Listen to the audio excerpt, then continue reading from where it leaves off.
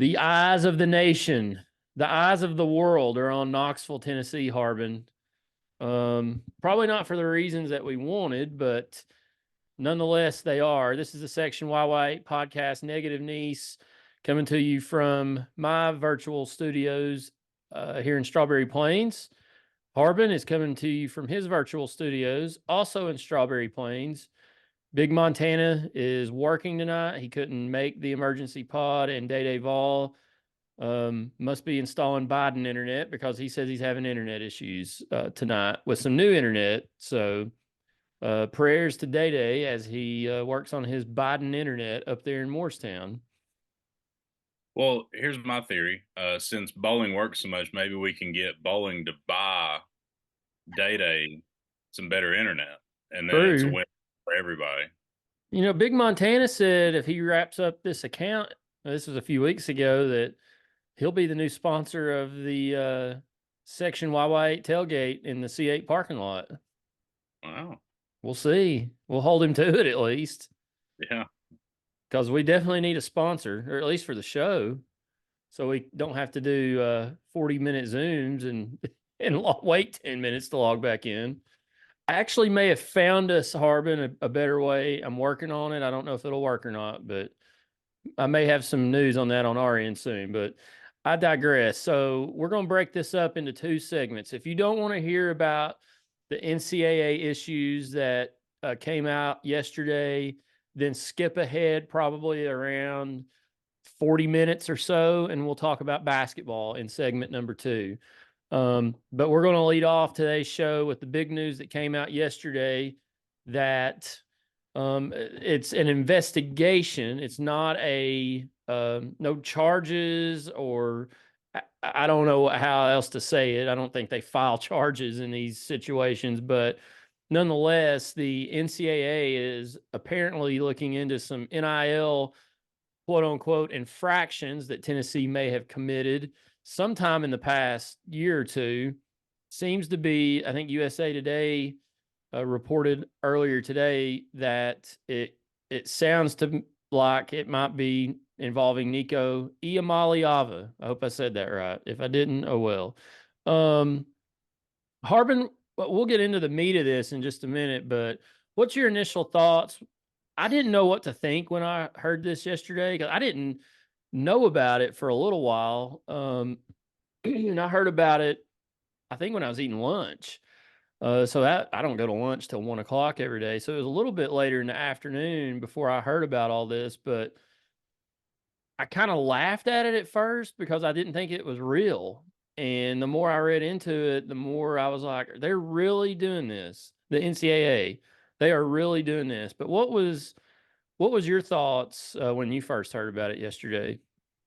It's kind of the same as you because known Tennessee hater and overall loser Pat 40 was the one that put it out there, and I think he dreams of Tennessee's demise. Oh, absolutely, he does. I think that's all he wants out of his poor and miserable life, which is fine. I mean, everybody's got to have goals and aspirations. Everybody's Uh, got their thing, right? yeah, everybody's got their thing they're into, and that seems to be his. So, whatever. Obviously, it picked up a little bit of steam, and it is legit. Um, However, it's going to be really fun, and I think college football fans as a whole are going to unite around this with Tennessee, because this could be the slow burning beginning of the end for the NCAA, like the official beginning of the end. If the state of Tennessee and the Commonwealth of Virginia do win this, which I thought that was awesome. Yeah, I did not expect the state of Virginia to join in on this, and I haven't been able to read much into it this afternoon. I don't know why they've stepped into the middle of this, but I'm interested to find out why Virginia felt the need to get involved with it. I'm happy they are, but that was kind of a out of nowhere moment earlier this afternoon when that came out.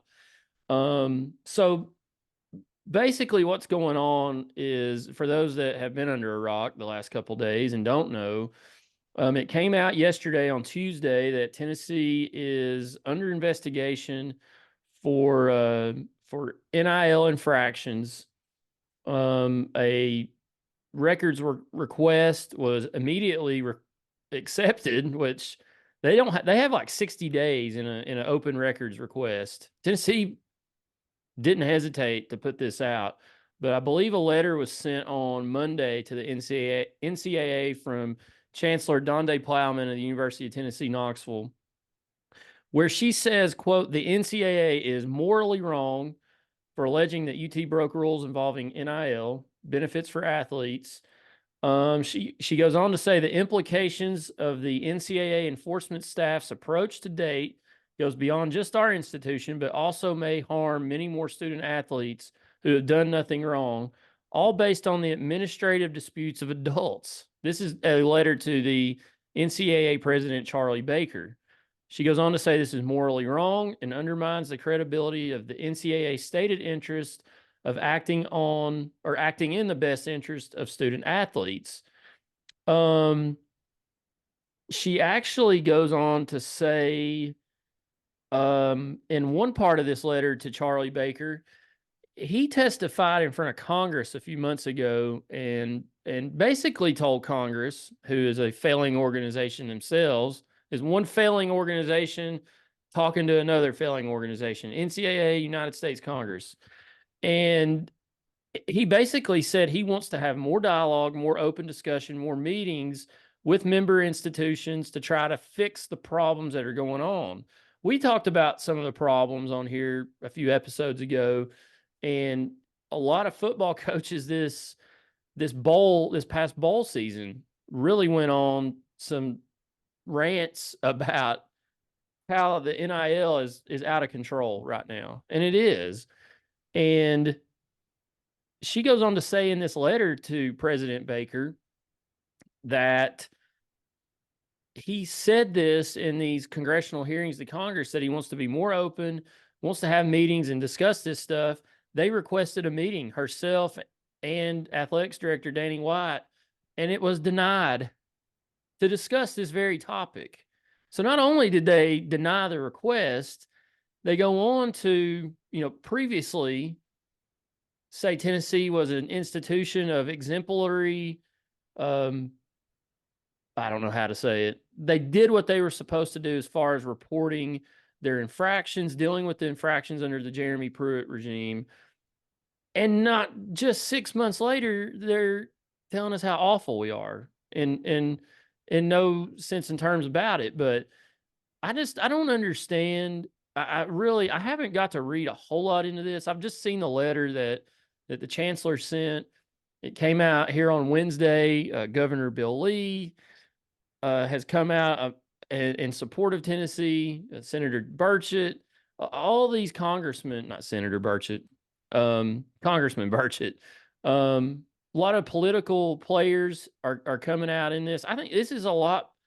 I wonder if this is a lot bigger than the NCAA anticipated it being, with all these people coming out, 2 states tag teaming to come against them, possibly more on the way.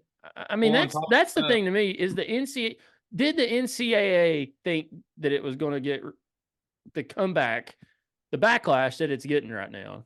On top of that, college athletics and college football especially has always had a ton of money circulating within it, whether it be TV deals, ticket sales, what have you.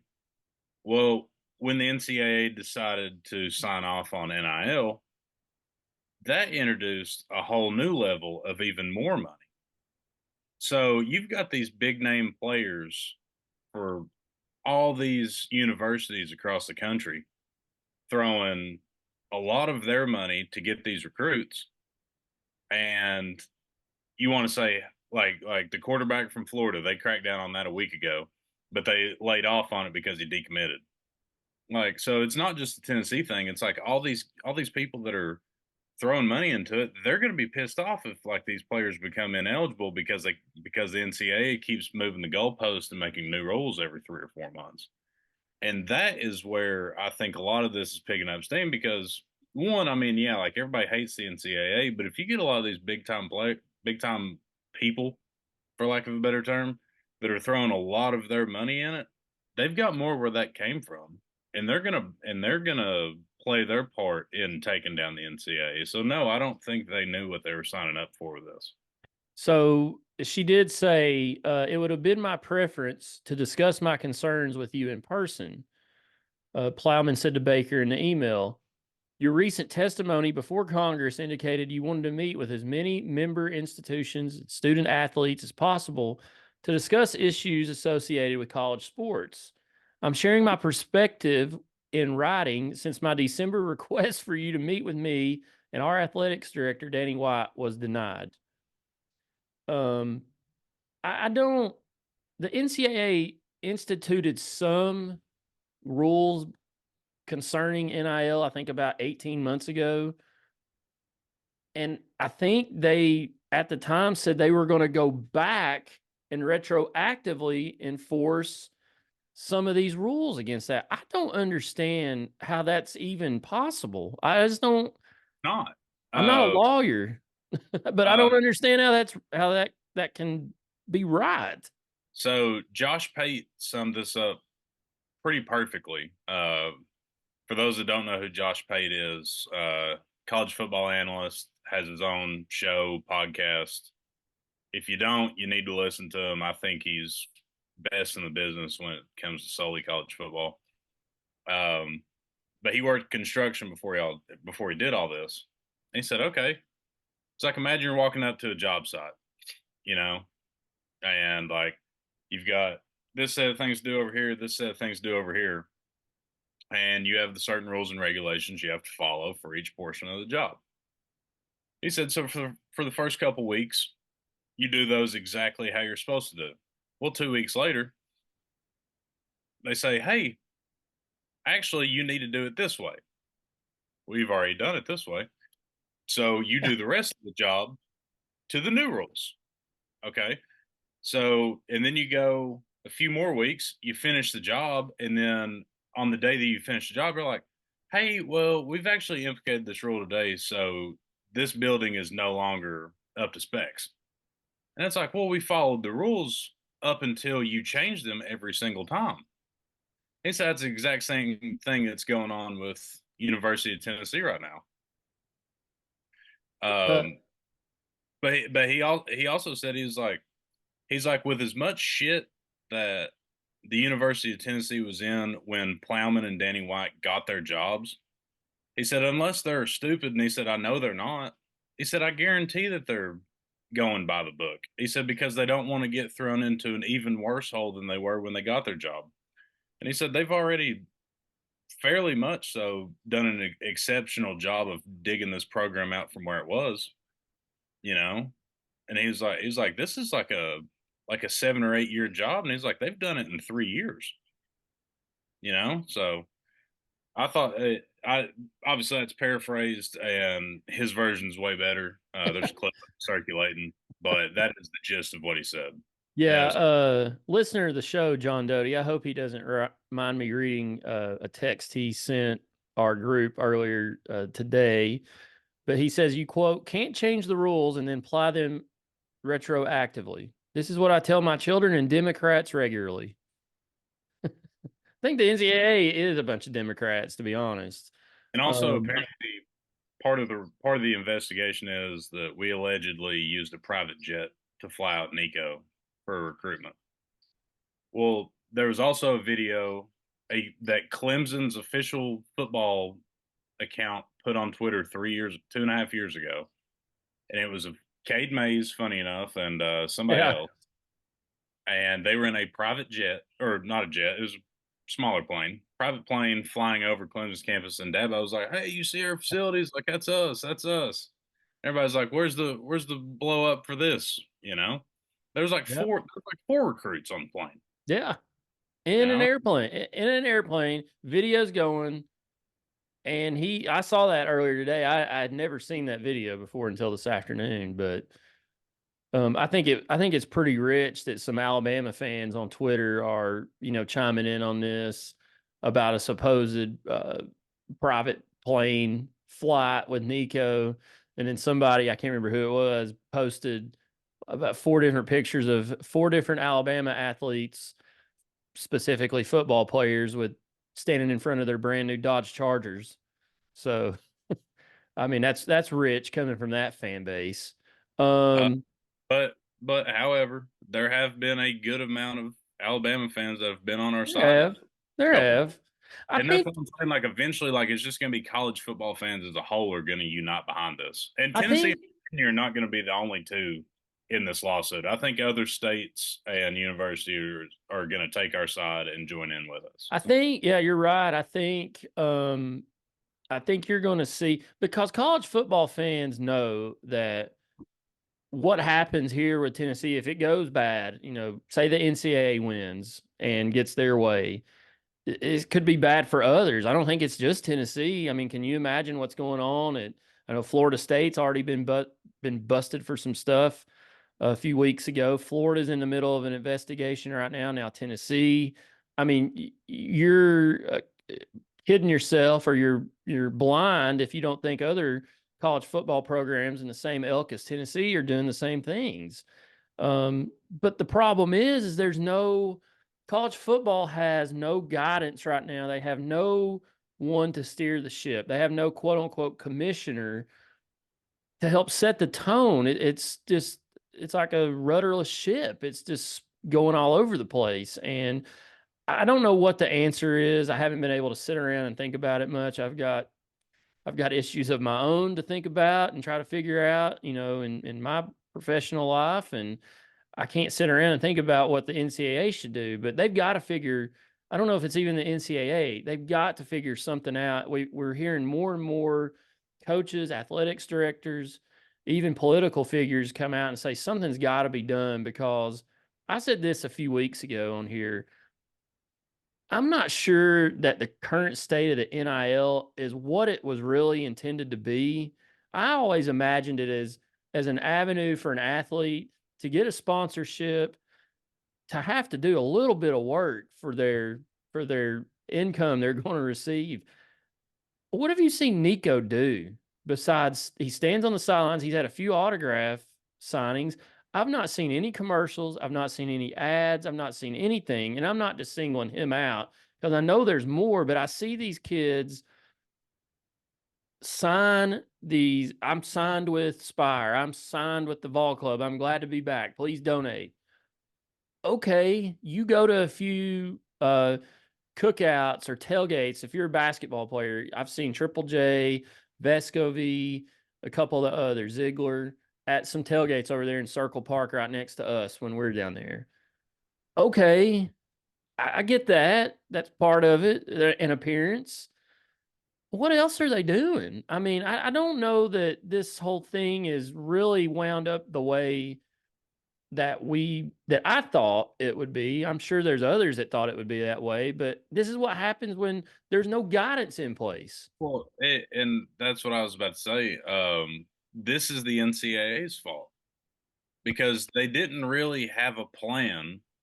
They just had a bunch of people on their ass, like pay the players, like let them transfer, like all this stuff. And finally, they're like, "Yeah, we're going to do it," because they thought that it would increase their popularity or their approval rating. And what they really should have done was say, "Hey, give us 18 months, 2 years, whatever they needed to actually look into this from every angle and put in rules and regulations. That way, there wouldn't be situations like this. Because if all the rules were laid out at the beginning, everybody would know what to follow. And if you broke it, you broke it, and then they would deal with you then. But all this moving the goalpost bullshit because they see something happen, they're like, I don't know about that. And then 3 months later, there's a rule behind it, and you're trying to punish somebody for doing something 6 months before the rule was instated. It's a nightmare. It's a shit show. That's the best way I can put it. That's all it is. Um, and it's fully because they didn't do their homework and there was zero leadership when they approved all this. and now you have complete. I wouldn't even call it free agency in college football because at least in the NFL you have contracts. Yeah.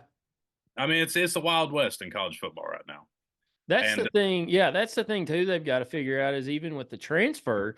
Don't even talk about NIL right now. We've got kids transferring 2 and 3 and 4 times in every sport, not just football. But I mentioned a couple weeks ago on here. There's a kid playing at Kentucky that's on his fourth school. I mean, that's not how it should be. I'm sorry. You've got in professional sports some guys that go year to year. They're very few and far and in between. But you don't they have to sign something. They don't just go wherever they want to go. And I think that's another aspect they got to figure out. They got to figure it out. Because if not, it's just going to get worse as it goes along. I think this case that involves Tennessee is maybe the tipping point, like you said earlier, of, like this either spurs some change or it just entrenches the NCAA deeper into what they're already doing. But I think this is kind of the tipping point of something will happen from this finally. I mean, there's been talk for years, 2 years now about what can be done. Maybe this spurs that. That's what I'm thinking. I think, which we've said this multiple times in the past, but it's as imminent as it has been. The SC, I think college football as a whole, or at least the big names, are going to break off from the NCAA. But essentially, it's going to be SEC and Big Ten, and all of the quote unquote Power Five schools as we know them are either going to join the SEC or the Big Ten. It's essentially going to be the AFC and NFC. And you're going to have your 12 or 16 or whatever they do playoff. And that's essentially what it's going to be. They're going to put, in my opinion, they'll probably put Big Ten schools on one side, SEC on the other, and then bam. And they're going to have their own commissioners. Like, I don't know, I'm just spitballing, but Nick Saban will probably be the commissioner of the SEC, and whoever else will be the commissioner of the Big Ten, and they're just going to say, piss on the NCAA. Like, you have nothing to do with us. Like, we're going to be our own thing. We're the ones that make the money. Like, what are you here for? And the NCAA will dissolve, at least in the football realm. Yeah, I was gonna. You may have answered my next question to you with that. What do you think is the end result of all this from UT's perspective or nationally? I mean, I think you may have just answered that, but Yeah. Well, it depends on the outcome. You know, let's say the NCAA does win this. Then, well, let me backtrack. I think the end result will be the same no matter what, but it'll be two completely different avenues to get there. This is how I'm seeing it. It's my opinion. Feel free to make it yours. If you don't, move along. Um, but let's say the NCAA wins this and says, no, you didn't do this correctly, like blah, blah, blah, whatever. Then a lot of schools are going to get hurt by this. And that kind of brings me to a point. I haven't brought it up yet. Mr. Baker, what's his first name again? Tim? Charlie, Charlie. Uh, Doctor? I don't know. Let me look him up. Who cares? Charlie Baker, okay, the chairman of the board of the NCAA. Okay. Now let's look at this from let's look at this from relativity. Okay. The two schools that got investigated over the last week and a half were Tennessee and Florida. Okay. We hate them, they hate us. But what do we both have in common? We both hate Georgia. Charlie Baker is a graduate of the University of Georgia. I'm looking him up right now. I Let that apologize to Mr. Baker. I said the NCAA was full of Democrats earlier. He's actually was the Republican governor of Massachusetts from 2015 to 2023. I don't give a shit what he did. I'm just telling you where he's from. No, that's fine. He has a degree from the University of Georgia, and the two teams that got targeted for these quote unquote NIL violations for the University of Tennessee and the University of Florida. Now, I'm not accusing anybody of anything, but that just smells rather fishy to me. And if you want to go even further, the whole Michigan ordeal, when Georgia was the front runner to win the national championship this past year, who was looked at it as really their only threat outside of the SEC? Sorry, I'm reading. Ask me that again. Sorry, I'm trying to find out Charlie Baker's background here. Sorry. Ask me No, that one more time. what I'm asking you is, besides, so forget all the Tennessee and Florida stuff. Let's walk back about 4 or 5 months. When Georgia was the front runner for the national championship, outside of SEC play, who was the only team that people deemed were a threat to Georgia? Michigan. That's crazy, ain't it? A That's little crazy. bit. Yeah, that's crazy, ain't it? So I don't know. Maybe I'm missing something. The NCAA is corrupt. We know this. Is it possible there's somebody else involved in this from Georgia? Because this says he graduated from Harvard and Northwestern. Maybe I'm thinking of somebody else. There may be somebody else involved with from I don't Georgia. know. But yeah, I this don't know. says he went to he got a well, it doesn't matter. It does say he graduated from Harvard and Northwestern. He got an MBA from Northwestern. I may have got a name wrong, but point still stands. Yeah, no, you're right. I mean, look at Michigan and all this. They pretty much openly cheated. Everybody saw it. Everybody knew about it. They win a national title. Their coach bolts for the NFL last week. Harbaugh goes to the San Diego Chargers. You honestly think anything's going to happen to Michigan in all this? They've already won their title. Who cares? Well, that kind of we got off topic there. If Tennessee and Virginia win this thing, even if the NCAA wants to do anything with Michigan, Michigan might just lift the middle finger and be like, "No," which I expect. I fully expect the state of Michigan to join in on this with us, which I'm not 100% sure how I feel about that. Just to be honest with you, but I Hey, mean, we the kind more of the merrier. I say. no, yeah, that's what I'm saying. Like it doesn't matter like who you like or dislike. This is us versus them. Like how you're a Star Wars guy. Think of it that way. The rebellion versus the Empire. You know, it's it's kind of that way. You know, And Charlie Baker is Emperor Palpatine. Maybe. Yeah, I don't I'm interested to see. I like the business side of sports. I don't want to say this is kind of cool, but it's interesting to see how all this will play. It will be interesting to see how all this plays out because I think it's going to end up changing the landscape of college athletics. I don't know what that will look like, but again, I think maybe this is the tipping point for real substantial change in how NIL works in the transfer portal. Because all this stuff happen. I mean, you have different states with different laws on the books for this stuff now. The NCAA was so slow to react and not forward thinking and forward looking enough that the states had to come up with rules and laws, on how this stuff should work. So you've got different states all across the union that have different laws on the books. I found what I was meaning to say. The University of Georgia's president, I'm probably saying this wrong, Jeer. It's Jere. Uh, we'll call him Jeer Moorhead. He's been on the board of governors for the NCAA for the last 3 years.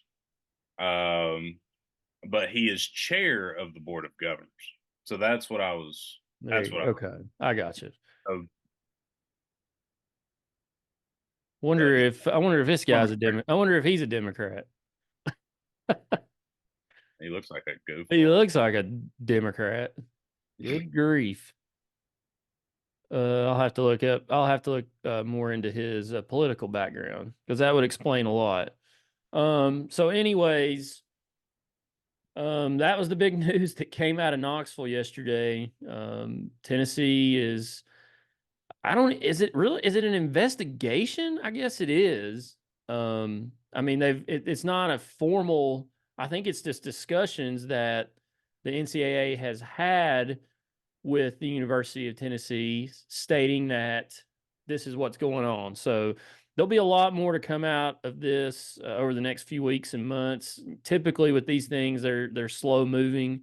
It could take years to figure this stuff out, especially if it gets into the court system, which it sounds like it's going to. So I think this is something that's going to be hanging over not just the Tennessee football program, but the athletics department for a while, unfortunately. But one last question I had for you, Harbin: how excited do you think Pat Forty was yesterday or on Monday when he got, or whenever he found out about this? How rock hard do you think that guy was? Oh, I mean it was electric, an electric erection. But I want to know what his quote unquote source was. You know, because I feel like he would take a text from an unsaved number that could literally be me and be like, Tennessee's under investigation, and he would just roll with it, you know? Um, but bigger than that, Don D. Plowman, who I've nicknamed Dirty D and Big D, um, I would follow that woman into fire. She's been really good for the university. Yeah, She's been great. she's been awesome, but this move yesterday, she put up two middle fingers and said, "By God, don't you dare bring a knife because this is a gunfight." You know, like, and like you said earlier in the show, she's like, "We've done everything by the book. We've complied ever since our past mishaps under a different regime, and we have nothing to hide. So here, look at all of it." You know, uh, I'm gonna be honest with you. I haven't seen Big D plow men like this since I accidentally clicked on the wrong video one time. That was a great text yesterday you sent. I was sitting in my office when you sent it, just laughing, LOLing out loud, as Rick Householder would say. Have you seen? I saw this today. The Sports Illustrated might be going out of business, but they put Chancellor Plowman on the cover of Sports Illustrated. Harbin. I don't know if y'all can see that or not, but I'll try to put it up on the video version of this. Um, Hey, a lot of great memes have come out. when you mess around, you find out. I know the Skybox text group yesterday was especially fired up, focused, and prepared. Lots of F bombs. I won't repeat what was said, but lots of F bombs pertaining to the NCAA, the failing NCAA, as they'll now be known here on this podcast. That was Um, the F bomb failing. yeah, that's it. Yes. But yeah, they I just I'm very interested to see where this leads, not just Tennessee, but college athletics, because I think this is, I hate to say it, it's probably something that was needed because, you know, you and I talked about, I can't remember who else was on here about the NIL a couple episodes or weeks ago, whenever that was. I don't think it's what it should be, and there's got to be some changes made to it.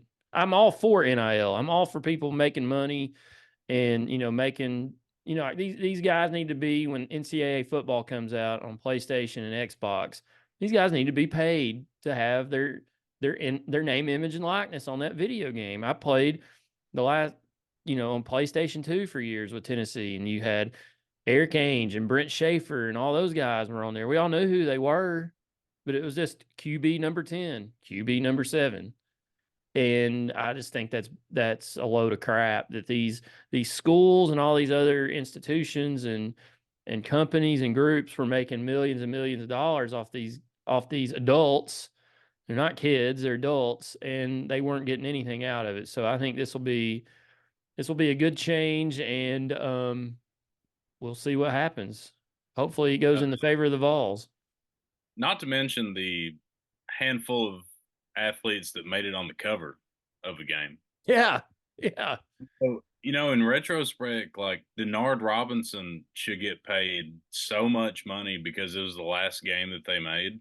And every time you think of this game, you think of Denard Robinson. He wasn't even in NCAA 14. That was the funniest part That's because they right. I waited forgot he was on. I forgot he was on the cover of that. because that's how they used to do it. They waited until after they were no So they were longer, gone. and then they put them in a college uniform on the cover. I'm sure they got something for being on those covers after because they're not It, they're not in school anymore at that point. So they didn't get enough, I mean, and they didn't probably get enough. No, no. And I'll be interested to see how much they do get for being in the game. well, the rumor is that every single player is getting a flat rate of $500, and if that's the truth, that's ridiculous. I'd like to know how many college football players there are, and do the math on that. Right? Yeah. I mean, I'm sure it's a decent amount of money, but like it's not near what it should be. Per player, it's not. I mean, overall, it is a lot of money. But yeah, you're right. I mean, if you're a third string running back for Kent State, I mean, yeah, we'll slide you 250. Like, but I mean, with these other cats, like you gotta cut them a check. All right, transitioning from the NCAA, the failing NCAA investigation into the Tennessee Volunteers into Tennessee basketball. So we didn't record on Sunday. So we'll go back and look at the Vandy game before we get into the South Carolina game. So very quickly, Tennessee uh only played one game last week, and it was at Vanderbilt on Saturday night. Tennessee wins 75-62, comes up a half point short of covering, or 1 point short, I guess. Um, Dalton Connect led the way once again, becoming a theme of this team. 32 points, 6 boards, 3 assists. Adu with another solid outing, 9 points, 10 rebounds, 2 blocks. Jordan Gainey, at least I thought, he put 2 games in a row together, and the second game in a row that he played pretty well on the offensive end and hit some shots was the Vandy game with 10 points.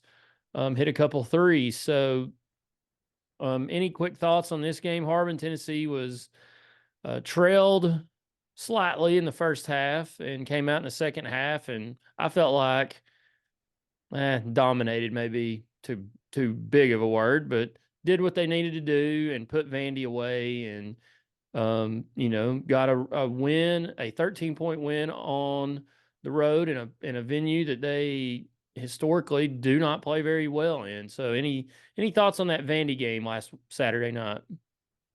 Um, that was a good win. As much as people don't want to admit it because Vandy's bad, uh, because in the 6 games previous to that game, while we are a top 10 AP ranked team, we were 1-5 in the previous 6, and the one that we won was in overtime.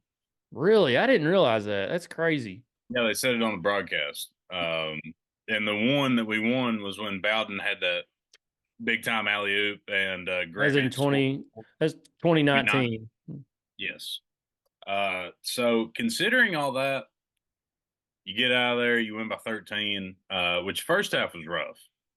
We had a 5-point deficit at halftime. I think at one point we were down 8 or 9 in the first half. That was big, and then we won the second half by 18. So talent prevailed. It's a team effort, So here in 2 minutes we'll talk about that. But I Yeah. mean, No, you're right. Dalton Connect, 32 points on 13 of 21 shooting. Dude's elite. Like, dude's He incredible. is. He is elite. Vescovi had a pretty good game. 12 points, 5 rebounds. Like you said, Gainey played all right off the bench. Yeah, it was kind of just the Dalton Connect show in the second half, from what I remember. I worked during it, but we had it on with the sound, so I knew what was going on. Um, that's essentially Yeah, my he my. he he did what a player like of his caliber is supposed to do. He took over. And that's what I think this, since Williams and Schofield, and that's what this program has lacked the last few years is somebody that we can give the ball to and they can take over and do what they're supposed to do. And I'll get into this more in a minute. I mean, he can still score 32 and others still do stuff. And that's what happened against Vanderbilt. That's what happened against Alabama. There was a couple others did some stuff on their end. Obviously didn't happen against South Carolina, which we'll get into, but I mean, he basically he put the team on his back and carried him to a victory. I mean, there was others, Adu was doing work on the glass down low. He didn't score a lot of points, but he almost 1 point away from a double double. Again, he's coming into the South Carolina game. I don't know where he stands afterwards, but he was averaging 15 and 10 in SEC play, which is pretty good. So I thought solid win for Tennessee on the road, like you said, in a place they historically don't play very well. It's a tough place to play. The sight lines are weird. The vibe in that place is weird. I've never been there, but I've heard people talk about it that have been there. It's an odd place to play a basketball game, but I thought a good win for Tennessee. And they improved to 5-1, 15-4 overall. And then we come to last night's game, Harbin against the Cox in Thompson Bowling Arena. I did not, just full disclosure, I did not get to watch this game live last night. I was announcing the Carter Hornets hosting South Doyle game, so I did not get to watch it. So Um, real quick before you get going, since you didn't get to watch the game, I'm gonna throw out some key stats at you. okay, go ahead. Knowing the outcome, some team stats. I'm gonna throw out some team stats at you. Um, Total turnovers in the game. South Carolina had 10 turnovers. Tennessee had 6. Pretty Okay. good. Yeah. Yeah. They had fairly clean game. Let's see here. Total fouls in the game. South Carolina 18. Tennessee 16. Okay. Okay. Points in the paint. Tennessee 28, which isn't very high. Fair. South Carolina 18. Fast break points 8-4. Let's see here. And then now I'm going to give you a few more stats. Total rebounds in the game. Oh, we'll do offensive rebounds first. Tennessee and South Carolina tied at 9-9. Defensive rebounds, South Carolina had the edge 31-28. If you could do math, total rebounds 40-7, 40-37 South Carolina. Okay. So they got 3 more rebounds than us. That's not a crazy amount. Assist 15-11 in favor of South Carolina. Um, 3-pointers. South Carolina hit 10. Tennessee hit 5. And now free throws. South Carolina hit 15 of 18. Tennessee hit 12 of 20. And we lost by 4. We lost by 4. All right, now let's break it down on the Tennessee side for player output. Keep in mind, I love these guys. Leading the charge is Dalton Connect. He had 31 points on 11 of 24 shooting, 3 of 8 from the 3-point line. Tennessee made 5 as a team, by the way.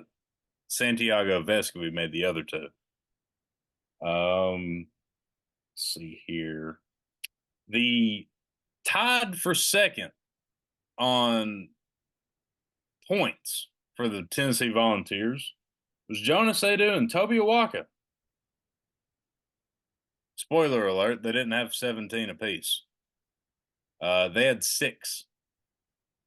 6. Oh wait, no, I apologize. I skipped over Vescovy. Vescovy had I 10 was about to points. say Vescovy had 10. My apologies. Vescovy had 10. And then after that, you had Adu and Waka at 6. And then you had JP Estrella in 4 minutes. Got you 2 points, 2 rebounds, and an assist. And in 30 and 32 minutes, respectively, Josiah Jordan James had 2 points, and Zakai Ziegler had 2 points, which on Ziegler's end were free throws. Did not make a field goal. Josiah Meshack played only 15 minutes and didn't get up a shot. Seems interesting. Jordan Gainey played 23 minutes. Jacked up 3 threes. Spoiler alert, didn't make any of them. Just interesting game, especially at home, you know, which Nease and I have argued the last 20 hours or so.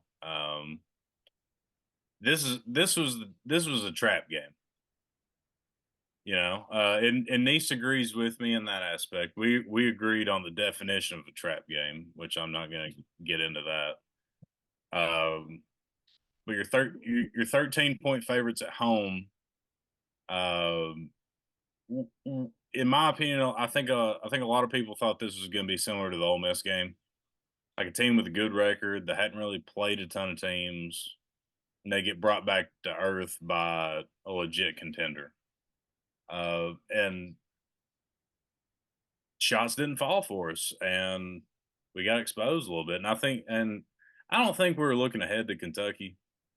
I think that bit kind of gets wore out a little bit. Like, this team knows that South Carolina is pretty good. Personal opinion.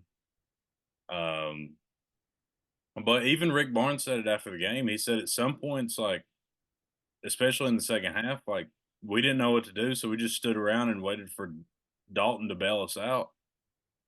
And that's not good. Because there's going to be games where Dalton Connect does not score 32 points. Spoiler alert.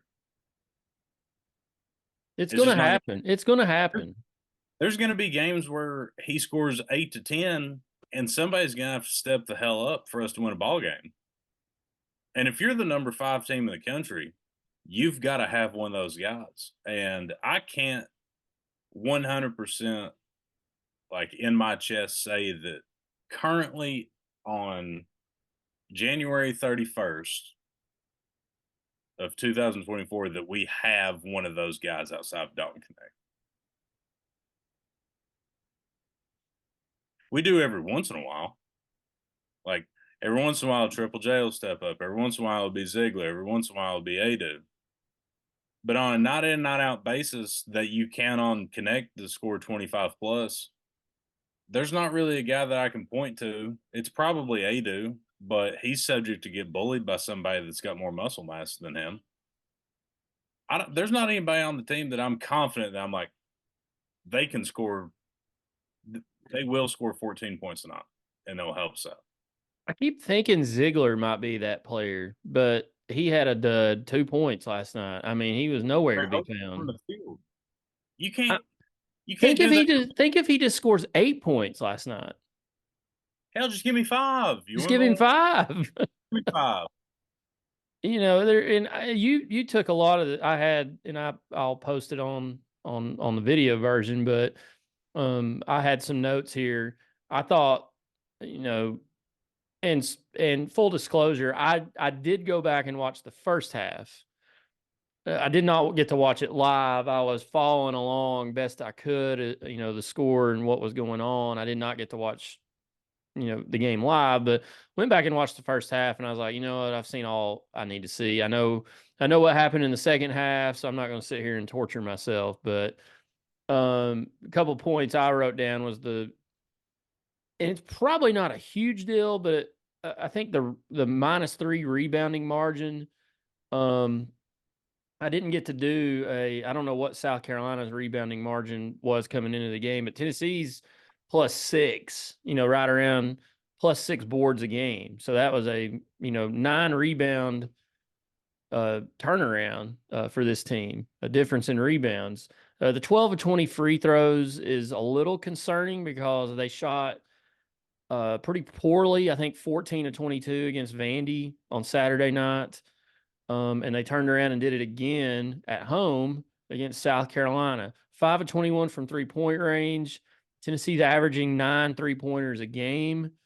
And I'll talk about more about that in a moment. I don't know where they rank in that category now, but coming into the game, they ranked 121st out of 300 and something teams in America. So above the top half, or in the top half of that category. But just, I don't know what it was. They couldn't make shots. They could not score. They missed a ton. Rick Barnes said it after the game. We didn't deserve to win. We missed probably 10 layups and 8 free throws. So do the math. I mean, say you make 5 layups, that's 10 points. So that's 69 points. Nice. And say you make 3 more free throws. That's 3 more points. That's 13. Let's just say that's 13 points out on the court, because you're rarely going to go 20 for 20 from the free throw line. So say they make 15 out of 20 and 5 of those 10 layups. Tennessee wins by double digits. They win by double digits if they do what they're supposed to do. Yeah, with a one-man band. Exactly. And with shooting poorly from 3-point range, and with getting out rebounded. So I was listening to another podcast that they made a good point. Even with all of that going on, going into the last minute, Tennessee still had an opportunity to win the game. And I don't question these guys. Some will question their heart. Some will question their want to. I don't question that. I saw all I needed to see out of them after the game last night. I believe it was Connect, Triple J, Meshack, and a couple others. I don't remember who, but they were out in the court. They were out at Thompson Bowling Arena shooting after the game. And it may not sound like much to some people, but most people after a game, you've played for 2 hours, especially starters, the last thing you want to do is go back out and practice. And those guys took it upon themselves with no coaching to go do that. So I think these guys want to win. They want to bring home wins here to the fan base, to the school. And ultimately, the goal is to bring home some banners and some trophies. And I think that's what they want to do. But I think the thing that was disappointing to me last night, if you'd have told me we lost to South Carolina 63-59 at Colonial Life Center, I probably wouldn't have been that surprised because of the way college basketball teams play on the road this year, especially. But it being at Thompson Bowling Arena, that's what, you're in the friendly confines of TBA, and you can't shoot any better than that. And again, I don't think it's a want to thing. I don't think it's a heart thing. I say this quite a bit. Basketball is a simple sport. You got to put the ball in the basket. And Tennessee just couldn't do that last night. Now, I think there were some things that I saw in the first half on the defensive end that bothered me a little bit, because I saw a little bit of it at Vandy. They were gambling more than I saw them, or I'm used to them gambling on passes and trying to intercept passes and deflect balls, and it cost them. And I don't think they did a very good job of defending the 3-point line against South Carolina. They had way too many open looks from the perimeter. So that's something they got to look at. I don't think we should just sit here and talk about the offense. I mean, it was poor, and Tennessee only gave up 63 to South Carolina. So you look at it on the outside like, well, that's pretty good defensive effort. But there was some things that cost them down the stretch defensively from highlights I've seen on the defensive end. But it boils down to they got to be better offensively. I was reading where they went from sometime in the 17-minute mark to around the 3-minute mark in the second half and made 1 field goal. In 14 minutes, they made 1 field goal. You cannot do that. I don't care who's out on the court. Connect can't allow that to happen. I'm sorry, he can't with a player his caliber. But my question is where's our super seniors at? Where is I know Vescovy had 10, but he's kind of been MIA. But Triple J is the one who's been MIA. I sent you all this earlier today, but I went back and pulled just his offensive stats during SEC play, which is 7 games. He is 9 for 38 from the field, 23.7%, and is averaging 3 points per game. Triple J, a 5-star recruit who is technically now a walk on and he's playing like one, like you said, he is averaging 3 points in SEC play, 9 of 38 from the field. And you go back and look, that's a little over 5 shots a game. And at different points in the past 2 or 3 games, he's not even looking to shoot. I don't know is he hurt? Have they told him facilitate, connect, and Ziegler and others? I don't know. I'm not in there to know that, but something's changed with him. When the calendar flipped to 24, he's not been the same player. I don't want to speculate. He doesn't look like he's injured, but he is playing like a totally different basketball player right now. I can't put my finger on it, Harbin.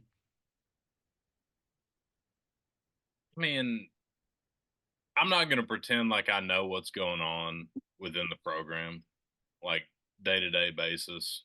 I mean, there's some people out there that do, but just from what I've seen, and hell, this is his 5th year, so like we have a large sample size with this cat, you know.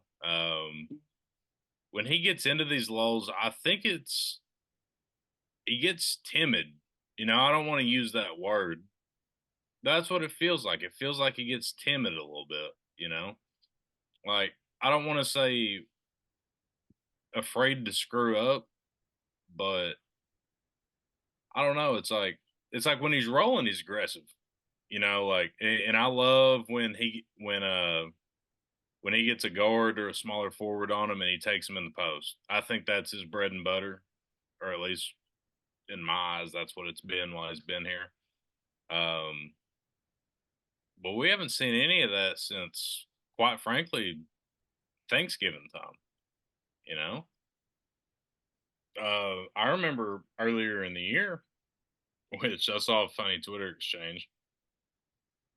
Somebody was defending Triple J starting over Connect, which that's aged like milk. Uh, but back then he was playing that good. You know, like he was probably our first or second best player in the Maui. You know, um, but I don't know. I mean, I don't know if it's psychological. I don't know if it's physical, uh, sociological. Hell, I don't know. It's interesting though, and if we are going to make any run whatsoever and not be a round of 32 exit like we all have in the back of our head, he's got to play better than 3 points a game. I promise you that. You know, we can make the walk on jokes because he technically is one, but he's a leader and a captain. You know, like you've got to get your shit together if we have any sort of thought of making any type of run. But that goes for Vescovi too. You Yep. know, um, like I'm not like we're just not going to dog only Triple J here. Um, hell, Vescovi scored 12 points against Vanderbilt, and we're all acting like, oh, he's back. Hell, it's 12 points in 40 minutes, bud. You know, like we're used to a lot more from him. And I understand a lot of the shots that he would normally take are getting taken up by Connect. Mm-hmm. Fully with that. That's fine. But I would like to see in SEC play Vescovi start to hover around like the somewhere between 12 and 15. I think if those two between them get somewhere between 8, 10, 12, 14 every night, and then Gainey chips in an 8 to 10, and Ziegler gets his 15 or whatever it may be. This team is one of the best in the country. I'm gonna go down with the ship. I will. I was telling somebody earlier today, I will go down with this team because I really believe that they have what it takes to make a deep run in March, and others around the country believe that as well, and that's why I'm not freaking out about last night. There's some out there that will. This isn't college football, so we shouldn't. But they do have some things they need to clean up. They can't, if they want to do what they want to, if they want to achieve what they want to achieve, Triple J has to be better. Vescovy has to be better. Those two have to be better. There's just no ifs, ands, or buts about it. They have to be better. Um, so, excuse me. I don't want to go too long on the South Carolina game because we got other things to discuss. But I wanted to talk about this last week. Um, and we didn't, or on Sunday we didn't record, but I called this "Connect the Dots," Harbin. And I basically went back and looked and was comparing Tennessee's offensive output last year to this year. So very quickly, Ken Palm last season, Tennessee had an adjusted offensive rating of 111.3, which was 64th in the country. This year, now this is prior to South Carolina. I haven't had a chance to go back and look at numbers today. I do know that we dropped to number 28, but leading into this game, we were number 18 in adjusted offensive efficiency. Last season, Tennessee adjusted defense was number one in the country. This year, we're number two. That stayed the same last night or after last night's game. Points per game last year. Here's where you start to see a difference. Points per game last year, Tennessee was at 70.8. Prior to the South Carolina game, Tennessee was at 79.5. That's a jump from number 175 in the country to 43.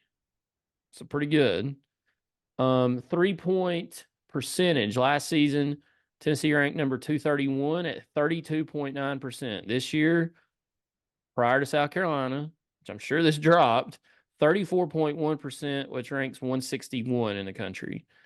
So quite a significant increase there. 3-point field goals made per game. This is something we talked about off season. I talked about it on the Hoops Southbound podcast when I've been on there. 3-point field goals made per game. Tennessee last year, 7.7 per game. That ranked 121st in the country. I thought with Dalton Connect coming in that he might be able to change that game, and I think he has, obviously. Tennessee's up to 8.6 per game prior to the South Carolina game, which ranks 59th in the country. So I don't think it's a coincidence that our offensive numbers are better with Dalton Connect in here. We talked about that in the offseason. Could he be the player that helps improve Tennessee's offense? Because we all felt like Tennessee's offense was holding this team back from making that leap to the next step that this program wants to go to. Here's my issue, which obviously Dalton Connect improves our offense. I mean, we on the offensive end kind of live and die by the three. When we're consistently and historically just not very good at it. Which every year for the last, I think, 5 years, if you want to research that, you can. You don't have to. But for the last 5 years, I believe we've been ranked inside top 5 on Ken Palm for total defense. Yeah. The only year we were not was Or close to it. was the 2019-20 season. The Williams, Schofield, Bowden, that team. We were at it was flip flop. We were actually third in adjusted offense and 42nd in adjusted defense. Total flop from where we are now. Okay, so the last 4 years we've been inside the top 5 in defense. And we've been where are we at in total offense this year? What'd you say? Going into South Carolina, we were at 18, and now we're at 28. Okay. Last year, we ended up in the 60s after the season was over. It was somewhere in the mid 60s. So historically, a team that is just not elite, we're average at getting the ball in the basket, I would say. especially for aspirations that we have. Hell, it might be below average if you kind of look at it from that angle. Um, we can stop people from scoring. We struggle sometimes getting the ball in the basket. Um, it's just odd to me that we go as far as the three ball can take us. It feels like sometimes, you know. I mean, this year we have a bona fide guy that can get to the rim whenever he wants. So Uh, so he, nationally, so okay, and I don't these numbers kind of surprised me a little bit because I didn't think we shot as many, but I hear you and Big Montana say we live and die by the three. Where do you think we rank nationally the past? I haven't looked past this past 3 seasons in 3-point attempts per game. this season, This season, last season, and the season before that. Just a wild guess.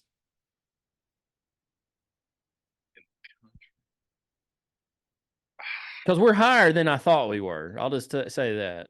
like closer to number one, you're saying? We're Like not we're really close close. to, We're not really close to number one, oh, but but we're yes, closer to number one than you thought. we're closer to the top than I thought because I just don't feel like we shoot as many as some let on. Off the But top of my head, I'm I'm gonna wrong. say, which this also includes like no names. I'm gonna go with I'll go with 40th in the country. So in 21-22, Eastern Carolina led the nation with 32 and a half threes attempted per game. Tennessee ranked, where'd they go? 81st, 24 3-pointers attempted per game. That was 2 years ago. Last season, we were not a good 3-point shooting team. Tennessee ranked 90th in the country, 23 a game. So an increase of 1 3-pointer per game. This season, Tennessee has drastically increased their 3-point attempts. They're up to 25 per game. So a overall increase of 2 3-pointers attempted a game. So I was a little surprised. I did not realize we, on Uh, average, shoot that many 3-pointers a game. but also, we'd have to do a lot of math on this, and obviously, we're not going to do it tonight, and I probably won't ever do it. But I would also like to look at the numbers of total field goals taken per game of all the teams above us or around us. Like look at the ratio of total shots to 3-point shots. You know, because the last 3 years we've kind of played like half court offense fairly slow. You know, like I would venture to guess that at least 2/3 of those teams in front of us all those years were run and gun, like 7 seconds or less. I mean, obviously not that, but like I feel like they shoot the ball a lot quicker than we do. Yeah, Um, I'll have to which look into that. Yeah. this might be something I'll look into, but I would like to rank like our total shots to 3-point shot ratio, and I would assume that we would jump heavily up that list. Just that's my opinion. It might be something I look into and we record next week. I might come back to that and say I was wrong, or be Why like, don't you do a little research on that, and I do that. we'll dig deeper into that. Might do. Um, real quickly before we have to get out of here, Harbin. Um, Tennessee travels to Rupp Arena this Saturday. While Wildcats are on the ropes right now, as we're recording against Florida in overtime at Rupp Arena. It's not good for So both teams good may for be limping into this game Saturday. We'll see how that one finishes up. But I got some info on the screen. But for those that are just listening, Kentucky, uh, prior to the conclusion of this Florida game, they're 15-4, 5-2 in the conference. Net ranking of 23, KenPom ranking of 20, offensive rating of 9, defensive rating of 70. That's where they're kind of weak on in their aspect of their game. But what's your thoughts? Can Tennessee go up there, right the ship, and bring home a W from Rupp Arena? They fared fairly well under Rick Barnes in that building. Can they do it again? We 1,000,000% can. You But know will we? that's way two different questions What that do you you think just. the line will be in that game? Kentucky will be favored. Um, Last Uh, I looked, the Tennessee the BPI was favored to win 60%. So I don't know what that means, but the line in the game, it won't be a lot. But I'll give you a range because the line tells you who's going to win. It'll be between 1.5.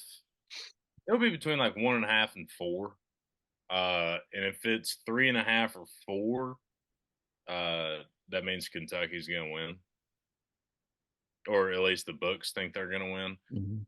Um, I expect it to be 2.5, 3. Um, You think a because one possession game?